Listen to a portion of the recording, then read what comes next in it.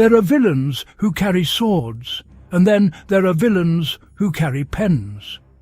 History fears the first, but it never forgets the second. Ireland's greatest enemy didn't storm the land with cannons or armies. He walked into a courtroom wearing a wig, smiling like he'd already buried you, speaking with the lazy cruelty of a man who believed justice belonged to him alone. His voice was calm, his jokes were cruel, and his sentences always ended the same way: a rope swinging in the Irish wind. His name was Lord Norbury, but Ireland remembers him by a different title: the hanging judge. He didn't dispense justice, he dispensed humiliation, fear, and death. He laughed while condemning patriots. He mocked men whose only crime was wanting their country back. He turned the court into a stage, with himself as the empire's favourite performer and the scaffold as his applause. But the thing about tyrants is that they always misjudge the ending.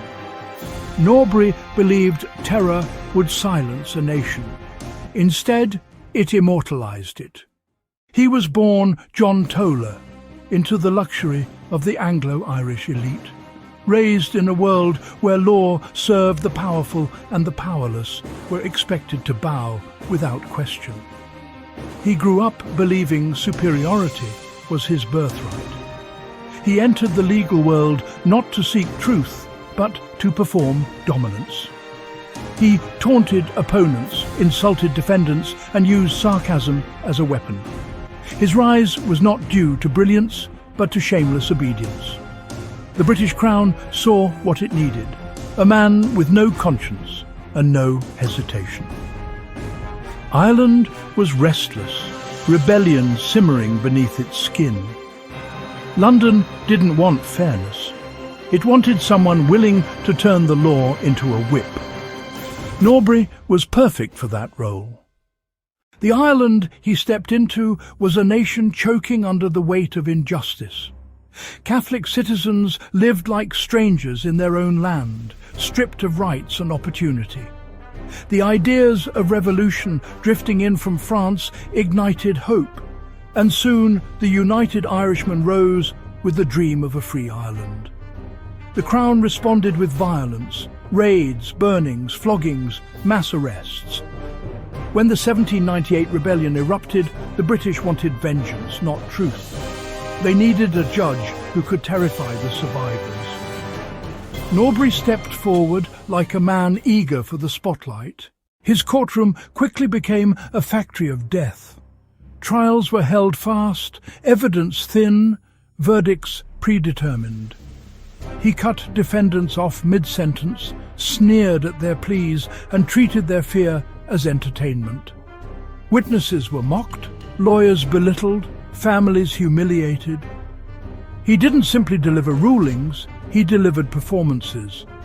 He joked during capital trials, laughed in the faces of condemned men, and taunted the very people who knew they were moments away from the noose. If cruelty could be theatrical, Norbury perfected it. The names of those he condemned still echo through Irish history. Henry Joy McCracken, executed for leading the Antrim Uprising. Bartholomew Teeling, a hero of Castlebar, marched to his death under Norbury's authority. Bagenal Harvey, surrendered in good faith, hanged anyway. Cornelius Grogan, an elderly man forced into rebellion, executed without mercy. Dozens of others, farmers, priests, teachers, messengers, swept into a net designed not for justice, but for fear. Their lives ended with a rope because one man needed applause. But nothing defined Norbury more than the trial of Robert Emmet in 1803. Emmet, young, passionate, idealistic, stood before him with a calm dignity that unnerved the judge. Norbury tried to ridicule him, interrupting him, belittling him, forcing the trial toward its scripted ending. But Emmet refused to be humiliated. He delivered a speech that froze the courtroom, a speech Norbury tried to stop, because he understood those words would outlive the verdict. And they did. Emmet walked to the scaffold with honour. Norbury walked away with a legacy stained forever. Behind Norbury's cruelty was a system designed for oppression. Arrests based on suspicion, confessions extracted through threats, trials rushed through in hours, executions performed publicly to intimidate the living. Families were denied bodies, denied rights, denied answers. The machinery of colonial rule relied on men like Norbury. The Crown didn't merely tolerate his savagery, it needed it. He was useful, obedient, and unafraid to stain his hands on the Empire's behalf. As long as Ireland stayed quiet, his behaviour was celebrated. But power erodes, and arrogance exposes itself. As Ireland began demanding rights and reform crept into British politics, Norbury became a relic of an uglier age. His outbursts, his bias, his drunken foolishness, his open mockery of Catholic defendants, the same things Britain once applauded, now became a source of embarrassment. In Parliament, lawmakers finally said openly what Ireland had known for years. Norbury was a disgrace. A scandal to justice, they called him. A buffoon armed with deadly authority. His usefulness had expired. The scandals accumulated. His conduct in politically sensitive trials drew criticism. His courtroom behaviour began to harm the Crown more than it helped. Quiet pressure became open demand. Norbury had to go. In 1827, he was forced into retirement, not honoured, not celebrated, simply removed. For a man who lived on attention, obscurity was a death sentence.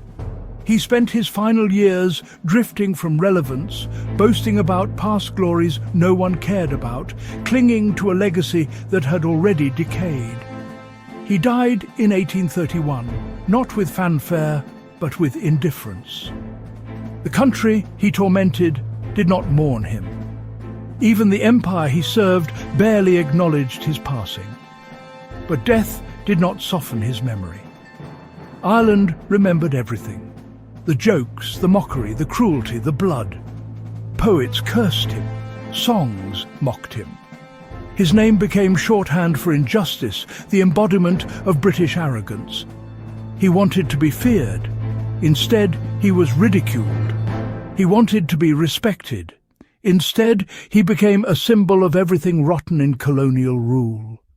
And in that reversal lies the final justice. Norbury spent his life trying to kill a nation's spirit, but instead he strengthened it.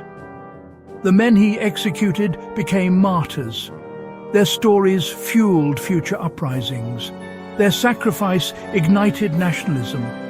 Every rope he tightened only tied Ireland closer together. Every trial he twisted only exposed the Empire's cruelty. Every life he ended only proved how powerful the dream of freedom truly was. He tried to bury rebels, and instead he planted seeds. He wanted to write Ireland's ending. Instead, he wrote its beginning. He wanted the world to remember his power. The world remembers only his shame.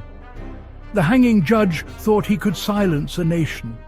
But a nation that remembers its dead cannot be silenced. You cannot terrorize people into forgetting who they are. And you cannot hang a dream. Norbury lived long enough to watch his own legacy swing from the rope he once held. He became not the judge of Ireland's fate, but the defendant in history's court. And history delivered the only sentence he earned: silence, shame, oblivion.